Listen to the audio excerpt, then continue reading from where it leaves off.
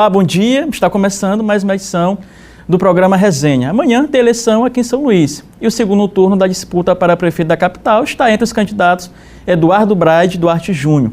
Para comentar e analisar esse confronto nas urnas, a gente recebe aqui os cientistas políticos Silvio Bembem e Ananda Beatriz Marques. A nossa conversa conta aqui com a presença do radialista Robson Júnior. Mais uma vez, né, Robson? Estamos aqui tratando de eleições, não é isso? Tratando de eleições numa época em que a gente falava, isso bem antes, né, John, há uns 4, 5 meses atrás, que essa seria uma das eleições talvez as mais complexas. Só que não seria tão complexa quanto Exatamente. A gente tem observado. Mas nada melhor do que ter aqui dois cientistas políticos para que a gente possa, nessa véspera de eleições, uma das mais difíceis, eu acredito, dos últimos 30 anos, tentar desvendar isso sob o ponto de vista científico, como é que os dois estão observando essa cena. A gente conta, portanto, com a presença dos dois. Eu começo com a Ananda. Ananda, o que é que você vê objetivamente diferente nessas eleições? Você acha que houve uma mudança no espectro? Porque muita gente tem falado, quem ganhou preponderância foi o centro, não é? Não é mais a direita, não é mais a esquerda, é o centro. Qual a sua avaliação em relação ao resultado já do primeiro turno das eleições no país, no geral? Bom, é importante a gente comparar com a eleição de 2016, né? Muita gente está comparando com 2018, mas 2018 era outro cenário, era outra eleição. Então, de fato, em 2016 a gente ainda não tinha esse ápice da polarização como foi em 2018. Então, quando a gente compara a eleição de 2016 com a de 2020, eu não vejo que seja assim absurdamente diferente. Pelo menos não aqui no Maranhão. Né? A gente teve uma mudança em relação aos partidos, ao peso dos partidos, né? O PCdoB perdeu espaço nas prefeituras, o PDT continuou crescendo, o Republicanos e o antigo PL, né, que agora é o Livres, ele também ganhou espaço. Mas foi um reajuste de forças que já estavam presentes no Estado. Então, eu acho que é uma eleição diferente, mas, na verdade, é um cenário que já vinha se desenhando. Concorda, Bembem? Um aspecto interessante que a Ananda levanta. O que eu queria dar bom dia aos ouvintes, aí, os telespectadores de resenha, um encontro maravilhoso com o John Coutrinho, o Robson Júnior, que sempre escutava, como muito jovem pela rádio. Não é que ele é velho, mas eu sou uma pessoa que gosta de rádio. Você pode pular essa parte? Mas eu queria, assim, eu acho sempre bom a gente trazer para a roda essa perspectiva de analisar a eleição com essas análises comparativas. A ciência política trabalha muito com essa perspectiva. Sempre analisar com comparações. Talvez os historiadores vão mais atrás, sempre pegando a questão do passado. A gente pega a questão mais recente, porque a gente está sempre analisando, por isso que conjuntura é contemporânea. Então eu acho que ela coloca elemento importante. 2016 é um marco, porque é o ano do golpe. Tá? Então a gente tem uma mudança. 2016 é o ano das manifestações via redes sociais. Ocorre ali em junho. Né? A gente sabe que aquele movimento já, eu diria, lá atrás, em 2015, na verdade, mas ele já influencia aqui na luta política que ocorre em abril, com a cassação de Dilma, né? Ali dia 17 de abril. Uma coincidência, porque Jackson Lago é cassado do Maranhão no dia 16 de abril de 2009, e Dilma é cassada no dia 17 na Câmara.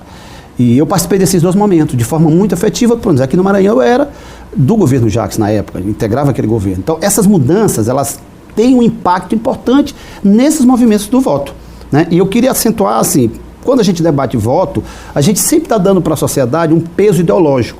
E eu tento dizer que não é assim. O povo que vota, na sua maioria, não tem uma ideologia. Ele está votando justamente na perspectiva de uma necessidade que ele quer ver suprida, principalmente dele, imediata. Eu trago isso para fazer essa comparação com a eleição de Dória, lá em São Paulo. Teve uma socióloga, eu não lembro o nome, que ela começou a pensar por que os pobres votaram em Dória. E Dória se vestiu até de gari. Aquilo foi um marketing. Então, assim, eu pelo menos trabalho na perspectiva de que a eleição, esse modelo de disputa eleitoral, ela está muito no diapasão de um teatro. Por isso que é uma representação. Então as pessoas vendem algo que não é verdade. E aí muitos compram. Então a gente está sempre vendo o candidato como um produto. Né? Ele tenta se pintar, se maquiar, fazer um discurso que não é verdadeiro, às vezes coisas que ele não vai cumprir. E isso a gente tem visto. E a sociedade, às vezes, por essa baixa consciência crítica, e a gente tem que apontar isso, um baixo nível de consciência, tanto educacional como de compreensão para que serve de fato um representante, um prefeito. Então eu diria que essa análise que a Ananda faz, eu concordo, porque tem realmente que buscar mais atrás para dizer os efeitos que isso vem causando para nós, né? Quer dizer, o avanço de uma direita, de um centro, eu também concordo que quem ganhou essa eleição, você começou a falar isso, foi a direita, na minha visão. É o DEM que está ganhando, é o PSDB que está ganhando, que sai daquela perspectiva social-democrata e diz, vamos juntar por aqui. É o PL, que ela falou muito bem, teve muitas vitórias, você vai pegar os dados, é o PSD, que a gente não está percebendo, de Kassab. Isso. O PSB de Kassab é um partido tão inexpressivo do ponto de vista dele no Brasil, mas ele vai elegendo muita gente. Ele tem bancadas consideradas, ele tem prefeitos, vereadores. Talvez o PT, nesse caso, como um partido grande, é realmente um partido que está sofrendo uma queda muito grande. Ananda, nós estamos, não dá para... ratificando aqui o que bem falou a respeito de que você, de alguma forma, me perdoe a expressão, parece que a gente vende o cachorro que fala. Mais ou menos assim. Considerando isso, e que isso vai ficar cada vez mais constante, com a utilização de mecanismos de internet, os memes, as repetições, os robôs e tal. Então, onde é que fica a população? Quer dizer, o mecanismo democrático necessita do voto para ratificar. Olha, o voto, tanto é que se a gente mesmo em rádio, né, John? Isso. Olha, importante porque você tem o poder de votar. Afinal de contas, há esse poder mesmo? Ou há um poder de uma mídia tão fortemente preparada, maquiada, para, fazer com que a pessoa acredite, digamos assim, naquele cachorro que fala? Acho que tem duas questões que estão aí na tua pergunta. Uma é que a democracia, enfim, aí é uma postura mais institucionalista minha mesmo, mas a democracia, ela, apesar de tudo, foi a melhor coisa que a gente inventou até agora, né? A gente ainda não inventou nada melhor do que a democracia. Mesmo com uma série de problemas e que é necessário, sim, né, fazer a crítica desse modelo de tomada de decisão. E aí, quando a gente fala, né, que o voto tem poder, tem, ao mesmo tempo não tem. Isso é uma coisa. De fato, né, a democracia moderna no Ocidente, e aí a gente tem uma relação da democracia com o capitalismo, né, da influência, não é a mídia, o marketing é só a ferramenta, no fim das contas são os interesses econômicos que estão influenciando, né, não é quando a gente tem a decisão política através de interesses econômicos e aí eles vão usar essas ferramentas de marketing, de mídia e, enfim, principalmente o que a gente tem hoje com a internet. Isso é uma coisa. Outra coisa é a representação, não no sentido de representação política, mas de ficção. Há alguns dias atrás eu tive uma conversa com um amigo sobre isso, de que, olha, se a gente não tem a ficção, acabou a política. A gente vai ter só a barbárie. É necessário, não é mentira. É necessário esse fingimento, esse representar, porque é isso que mantém as coisas num determinado nível civilizacional. Quando isso baixa muito, por exemplo, qual é o grande problema da política do governo federal hoje? É porque essa ficção ela foi jogada fora, e aí você vê absurdos sendo falados publicamente e as pessoas ficam naquele choque da barbárie. Então, manter esse véu aí para a população, né, acreditar, isso é necessário sim, porque isso faz parte de manter o jogo, né, o jogo político. Agora, a nossa democracia ela é completamente, né, problemática, a gente tem uma série de questões. O Brasil viveu nos últimos anos grandes ataques à democracia e ataques institucionais por dentro, né? A gente tem um presidente que claramente é antidemocrático, então, e que foi eleito. Então isso gera aí todo um cenário, mas eu particularmente acredito que é possível, né, ir retomando as coisas e aprimorar esse modelo. Dentro desse gancho que a Ananda fala, né, dessa questão da ficção, e que o presidente Bolsonaro, digamos que ele representa, é tudo contra, eu queria entender bem, Ananda, por que ele se elegeu dentro desse contexto, não é? A gente sabe que o presidente Bolsonaro foi tudo aquilo que a gente nunca vê na política, não é? Com esse discurso que a Ananda falou, não é? Que ele é totalmente um discurso diferente do que vinha se antigamente nas eleições, tratado nas eleições do passado. Eu queria entender por parte de vocês dois por que então que um cidadão desse, né, um presidente que representa tudo isso, chegou ao poder. Não sei se bem a Ananda concordam, acham que isso foi culpa, por exemplo, da esquerda, foi culpa da direita? Porque o Bolsonaro hoje a gente não sabe nem o que representa. qual é o espectro dele, qual é, né, a linha ideológica dele. É Antipolítica, exatamente. Eu vou só dar uma pitada nessa questão da democracia, pegando o conceito grego, que quando pare para nós até, os gregos foram responsáveis pela ideia de política, a ideia de democracia vem de lá. Então, se você for pegar o conceito estrito senso, da palavra, você vai dizer assim, demos, povo, cracia, poder. Poder do povo. Massa, lindo, maravilhoso. Só que a democracia da Grécia para cá, ela ganhou várias perspectivas, e ela ganhou conceitos polissêmicos. E aí uns chamam de democracia burguesa, outros chamam de democracia do capital, né? Outros chamam de democracia... Eu, pelo menos, quero adotar o meu conceito da minha tese, que é a democracia dos políticos. Alguém pergunta por que isso? A democracia dos políticos. Porque eu pego, metaforicamente, o demos, transformo por político e chamo poder dos políticos. Quem são esses personagens? São aqueles investidos nos altos cargos da burocracia, seja ministro, seja quem é secretário, aqueles que são donos, eu chamo donos de partido, até porque os partidos estão controlados por triunviratos, no máximo 3 pessoas, são oligarquias de pouco. Aí é o Max Fashion, quando ele fala que todas as organizações a se desenvolver se transformam em oligarquias, não com conceito de parentela e nem família, mas de poucos. A outra questão é o de mandatos, aqueles que têm mandato eletivo, seja um vereador. E os outros, e o outro personagem são os empresários. Quer dizer, os empresários, e aí a Ananda falou, do capital, eles capturam o Estado. Eles precisam do Estado. E aí você pode ver um político qualquer montando um escritório de negócio e elegendo 40, 50 prefeitos. O que pesa nessa eleição? A ideologia? Não, é dinheiro. Porque o prefeito, para se eleger, e aí tu colocaste muito bem, a desigualdade é grande, principalmente em regiões mais pobres, o que vai pesar é a grana. E esta grana vai ajudar a eleger, vai capturar aqueles pobres. Aí quando ela diz, o povo tem um poder, você pergunta, tem. Quando ele tem? Não é bem de votar. Uma coisa mais linda da democracia, e aí é o Vanderlei Guilherme, um grande cientista político já falecido, ele dizia, o belo da democracia é a alternância. Quer dizer, por mais que a gente não acredite que vai mudar, mas John pode se eleger, a Nanda pode se eleger, eu posso me eleger, você pode se eleger. Vai ser uma exceção se a gente não tiver estrutura econômica, não tiver nesse jogo? Vai. Um exemplo aqui da novidade foi o Nós, coletivo. Só ele. Mas isso é possível, né? Então esse é um elemento. Com relação ao Bolsonaro, eu acho que traz elementos complexos para analisar. Realmente Nanda colocou. Ele fez a antipolítica. Um indivíduo que está 28 anos na política, dentro do Parlamento Federal, elegeu um filho vereador, já tinha um filho vereador, e depois elege um filho senador, elege um filho como deputado federal. Dizer que é apolítico, ele enganou os incautos. E quem são esses incautos? Infelizmente, uma grande parte da sociedade, desencantada e desacreditada pela democracia dos políticos. Aí ele ganhou, ele sufocou. De antipolítico, mas está fazendo acordo com o Centrão. Está fazendo a política. Agora ele recua. Naquele momento, a ficção dele, exatamente. Ele não estava com esse discurso. Naquele momento era o novo. Era o novo. Diga-se de passagem que esse novo, Robson, John e Ananda, ele não prosperou. Olha para se ver como é sintomático isso. O novo, em Minas, que é o partido do Zema, não elegeu um prefeito. Aí você diz, quem é o Zema? Um empresário na política. Ele não compreende qual é o papel de um governante para o Estado. Ele acha que o Estado é a empresa dele. E aí é o debate que não pegou, não elegeu um prefeito. E é novo.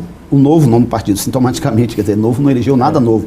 Então, nenhum novo, nenhum candidato novo. Então, eu acho que o Bolsonaro surfou justamente numa crise que estava instalada a partir justamente de todo o ciclo petista. A gente tem que entender que a polarização entre PSDB e PT não ajudou. A gente sabe que havia um setor, a gente olhava para um setor vermelho e um setor azul. Vamos lá. Os coxinha e o mortadela, vamos falar aquela história toda lá. Mas você não olhava para uma quantidade de gente que não está afiliada em partido.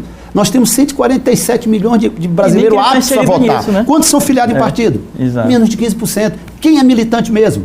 Menos de 5%. Então você não tem a organicidade partidária. Quando chegar bem que na Venezuela, um partido de Hugo Chávez tem 1 milhão de pessoas filiadas e que militam e vão para a rua. Né? Eu digo isso porque a sociedade brasileira não está neste grau de politização, está no grau de politicismo. Né? Tudo politizado de uma forma muito exacerbada e até muito rasa, porque você fica achando que tudo funciona porque eu tenho cargo. Não. Eu acho que a gente tem que ter uma sociedade civil ativa, tem que ter uma sociedade autônoma e tem que ter uma sociedade ativa que provoque o Estado. E o Estado não age por ofício, logo a gente tem que ter uma sociedade ativa. E essa sociedade a gente está sentindo falta. Acho que o Bolsonaro sofre justamente também pela ausência dessa sociedade civil. Muito bem. Robson, a gente vai pedir só licença para vocês, porque a gente vai para o intervalo, mas na volta o Robson inicia o segundo bloco rápido, fazendo a pergunta. Rápido. É rapidinho. O assunto é bom. Muito bem, vamos lá, o intervalo a gente volta já com resenha, com mais bate-papo aqui, com o Silvio Bebem e com a Ananda. Só um instante. Estamos de volta com o programa Resenha. A gente continua aqui, né? Essa resenha, na verdade, com o Bem e com a Nanda. E como eu prometi, Robson, você abre esse bloco. Pois é, abrindo o bloco e abrindo também o espaço.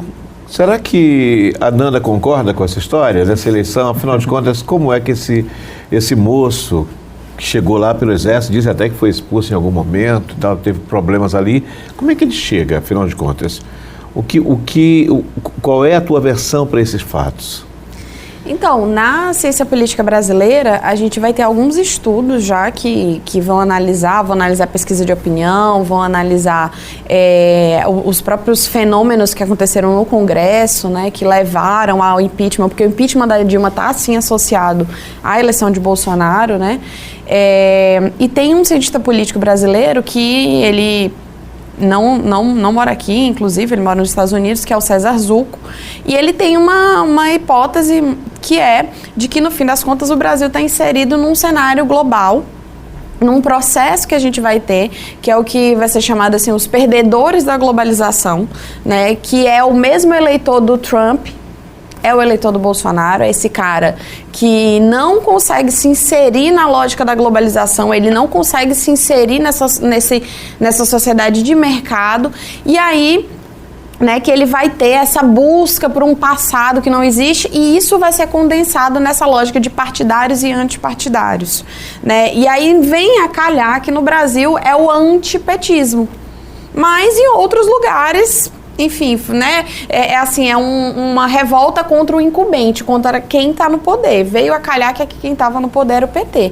Mas, enfim, claro que existem vários escândalos de corrupção, existe toda a Lava Jato, tem associação com isso, o papel da mídia, enfim, os próprios erros do PT, não dá para fazer aqui uma fala de ignorar, né, qual é a responsabilidade do PT nisso, mas eu não acho que simplesmente a esquerda elegeu o Bolsonaro. Não, era um fenômeno que estava em crescente, o Bolsonaro conseguiu catalisar esse movimento, mas enfim, seria qualquer outro, mas eu acho que dificilmente não haveria esse momento, porque era uma crescente, e nós ainda não estamos em queda, por isso que eu também não acredito que 22, por exemplo, seja uma saída pela esquerda como a Bolívia conseguiu agora. Não acredito nisso no Brasil com o cenário que a gente tem hoje, né? É muito mais provável que a gente tenha aí uma transição mais, né, porque no fim das contas a gente está tentando voltar para a democracia, com o centro, com a centro-direita, inclusive, exato, né? Um Rodrigo Maia da vida que simboliza as transições negociadas no Brasil. Vídeo como é que a gente saiu da ditadura. Eu não acredito numa transição com participação popular. Aqui, nesse país, eu acho difícil. Então, acho que o Bolsonaro, ele é a criatura que conseguiu catalisar isso, né? Muito mais o momento do que por habilidade dele, né? Ele, apesar de ser carismático, isso é inegável, mas ele em si não tem as habilidades necessárias para arquitetar as coisas, né? Ele acabou sendo beneficiado por fenômenos exteriores, anteriores, muito maiores que ele. Bem, e Maranhão, né? A Nanda falando sobre essa questão de 2022, e eu pego para cá, para o Maranhão. A gente sabe que o governador Flávio Dino foi eleito no arco de aliança que envolve esquerda, direita, centro, né, vários partidos aí. E como se fica para 2022? A gente sabe que cada um tem um projeto. Aqui no Maranhão, alguns partidos já têm até pré-candidato a governador. Como ficará essa base? O que o senhor vê, né, o senhor vê para frente aí nesse desenho político do Estado? Eu tenho afirmado nas minhas redes sociais que Flávio Dino ele está agindo de forma correta. Aí se alguém perguntar, esse correto é coerente? Aí a gente tem que fazer uma análise. A partir de que referencial? Se você pegar do referencial de esquerda, pode não ser. Mas se você pegar do referencial do que foi montado no Maranhão e que é a tese que ele defende, a frente ampla, ele está coerente. Porque ele disse claramente, ele tinha 4 candidatos a prefeito. A tese deu certo. Um candidato dos 4 foi para o segundo turno. Agora, ele não estava dizendo se era de partido... Se fosse o Bira, se fosse o Rubem, se o PT tivesse um candidato e fosse também... Então é óbvio que esse cenário mostrou claramente o governo, e o governador, qualquer governo, ele não pode se dar o luxo de ficar em cima do muro. Existe uma oposição contra qualquer... Todo governo tem oposição.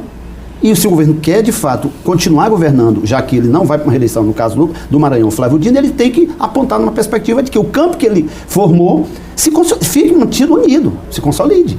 Agora, é óbvio que você tem a legitimidade daqueles que não concordam, que pode votar nulo, que pode votar branco, que pode se abster. O cenário que está polarizado no Maranhão, ele não é um cenário ideológico.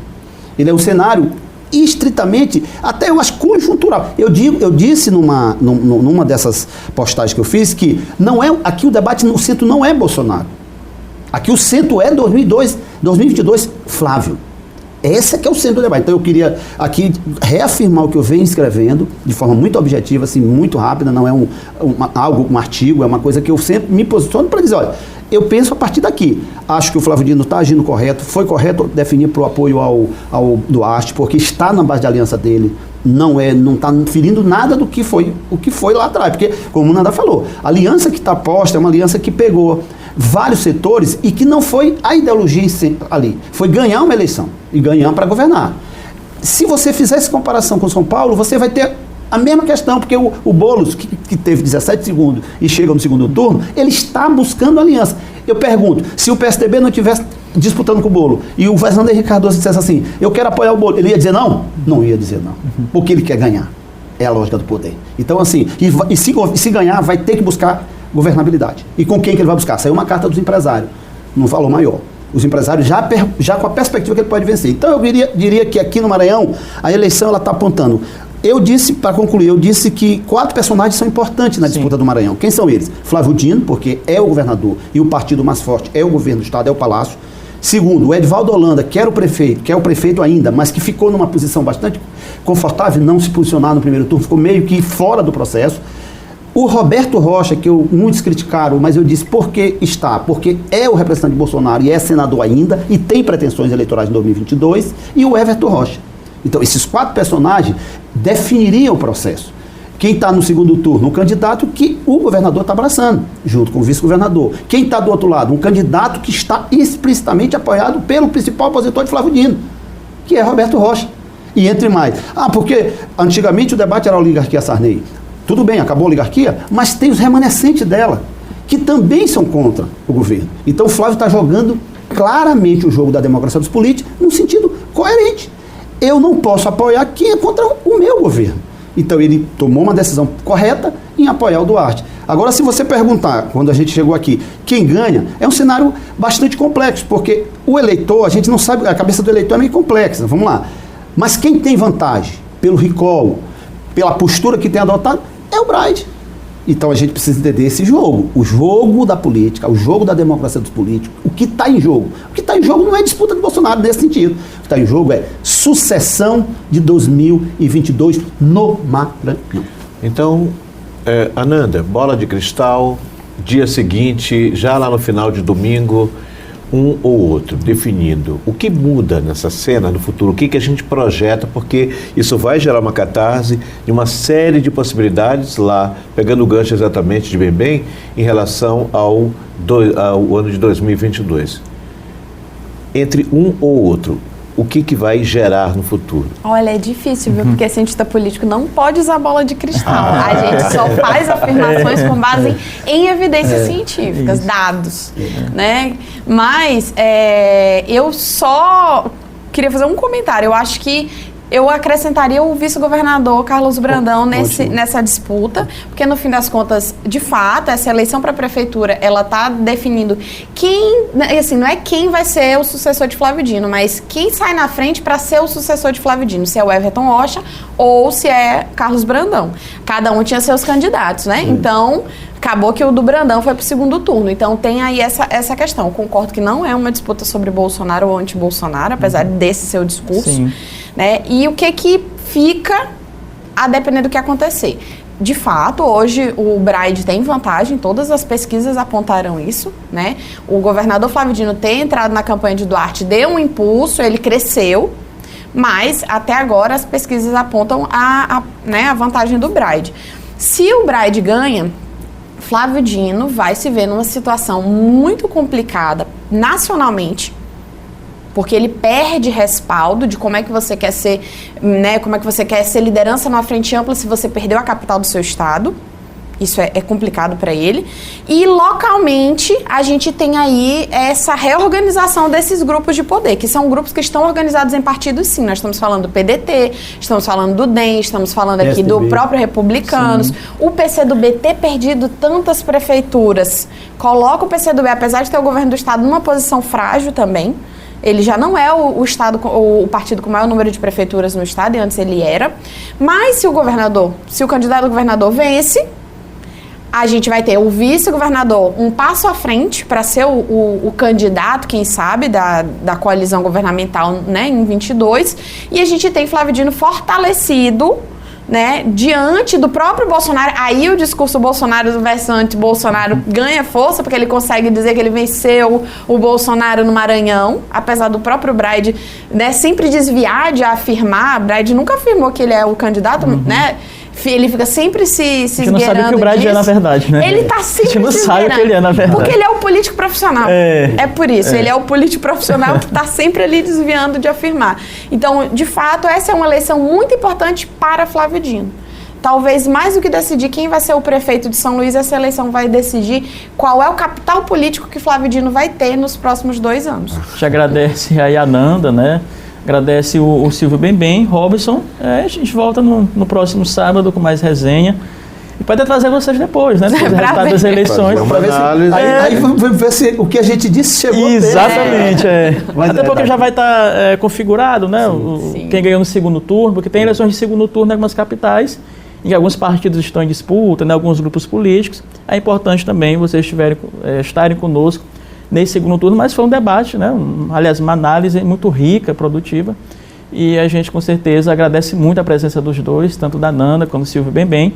Creio que foi a primeira vez que eles vieram aqui ao Resenha, mas não é isso, Robson, virão outras e outras vezes. Privilegiado lá da Nanda, de vocês. O programa eu assisto e vejo muito. Então, Robson, a gente volta no próximo sábado, não é isso?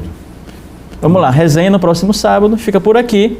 Cobertura completa do segundo turno das eleições aqui na capital, você acompanha na TV Difusora e na Difusora FM. A partir das 7 eu estarei já às 7 da manhã no Bom Dia Difusora especial, é bom que se diga, logo cedo, pegando informações que são importantes, porque tem muita gente ainda que ainda chega no lugar e diz assim, nossa, mas mudou meu local de votação. Eu assisti essa cena, infelizmente, apesar de tantas informações. Então, comece o dia bem informado, tanto na TV como no rádio e nossas redes sociais também. Muito bem, 8 horas na Difusora FM, 5 horas da tarde também na TV e na rádio, não é isso, Robson? Cobertura completa, que já é o padrão da Difusora, né? Sempre está envolvido nessa cobertura. Bom, a gente volta no próximo sábado, portanto, com resenha. Até lá, um abraço a todos. Tchau.